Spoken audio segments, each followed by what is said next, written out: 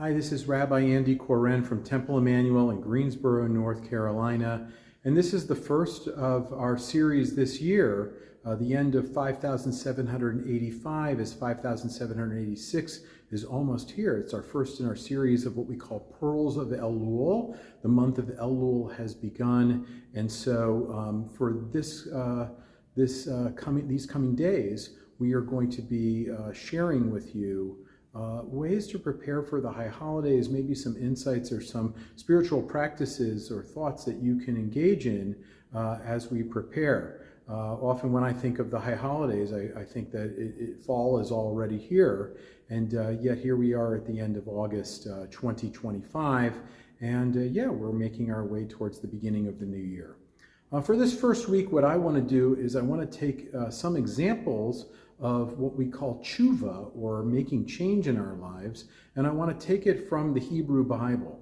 And so each of the first 7 days, when I'm presenting the Pearls of Elul, we're going to be talking about examples that come from the Hebrew Bible. And it's interesting because on the high holidays, it's not like we turn to many examples of biblical characters that made changes, significant changes, the type of changes that we think about for the high holidays.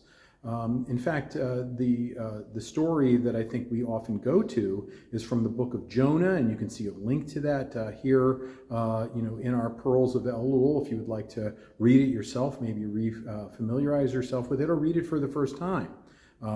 That really is the one main story of tshuva, of change, that we tell during the course of the high holidays, in particular as the Haftarah reading on Yom Kippur afternoon. And without going into all the details, maybe this is a story about Jonah being called, the prophet Jonah being called, to have the people of Nineveh make change themselves. Nineveh, of course, being like one of these major metropolises of ancient times, not known for the best behavior.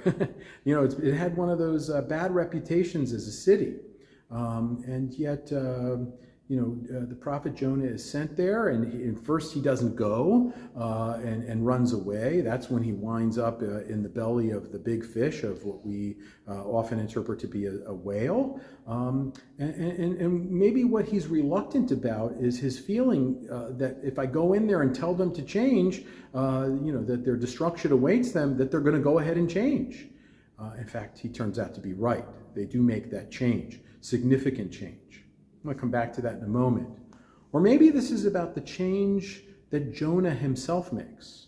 Again, being swallowed by a whale is nothing that anyone of us would sign up for.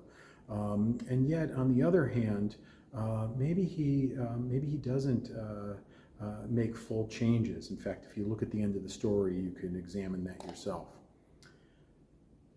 But I said that there was something I wanted to come back to. The example of change, the main example of change that we have in the Hebrew Bible, or at least the starting point, right, the one that is quoted on the high holidays themselves, is of a community outside the Jewish community making changes. And I find that to be fascinating.